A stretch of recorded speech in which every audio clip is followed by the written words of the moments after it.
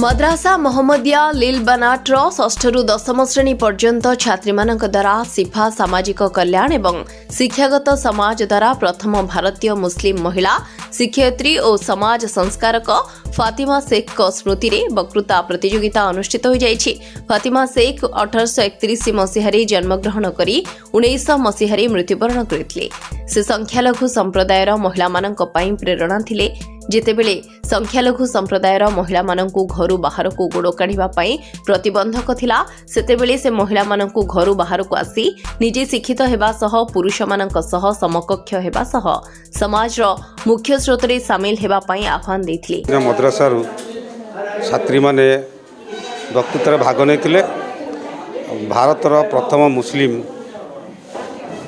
शिक्षयित्री फातिमा शेख जीवनी उपरे आधारित समस्त तथ्य बा इतिहास समस्त सामना रे वक्तृता रे रखिले। मद्रासा रे गोटे प्रोग्राम करथलु फातिमा शेख रो जन्म जयंती अवसर रे आधे मिनिमम 40-30 पिला पार्टिसिपेट करथिले। आधे आमे first second third and fourth senior रखितलु और first second third and fourth junior रखितलु। पिला फातिमा शेख विषय बहुत भलो स्पीच देथिले, तांको आमे पुरस्कार प्रदान करथिलु।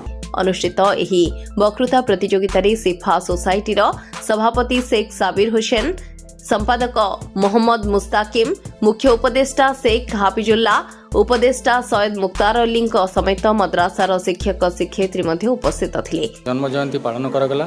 एही मद्रासा मोहम्मदिया लील बनातर छात्री माने वक्तृता कार्यक्रम में भाग नेथिले। फातिमा शेख जीवन विषय एक वक्तृता कार्यक्रम रखा ताहारी उपरे माने तांकरी जीवन विषय रे वक्तृता कार्यक्रम देइथिले। तो जो पिला माने छात्र छात्री माने प्रथम द्वितीय तृतीय थे तांकु पुरस्कृत मध्य दियाथिला। तो फातिमा शेख एवं जो आमर मुस्लिम प्रथम महिला शिक्षयित्री थिले से एवं दलित महिला जी आमर ज्योतिर्बा फुले और सावित्रीबाई फुले सहित मिसी आमर दलित समाज महिला एवं मुस्लिम माइनॉरिटी जो महिला मानक पई शिक्षा क्षेत्र उपरे कार्य करथिले। एही प्रतियोगिता वरिष्ठ और कनिष्ठ दुईटी वर्ग रे अनुष्ठित होइथिबा बेले वरिष्ठ वर्गर श्रेष्ठ 4 जण कृति प्रतियोगी और कनिष्ठ वर्गर श्रेष्ठ 4 जण कृति प्रतियोगी को सिफा सोसाइटी तरफ अतिथि मानक द्वारा पुरस्कृत करा जायथिला। केन्द्रापड़ारो अनिरुद्ध दासଙ୍କ रिपोर्ट न्यूज एक्स ओडिया।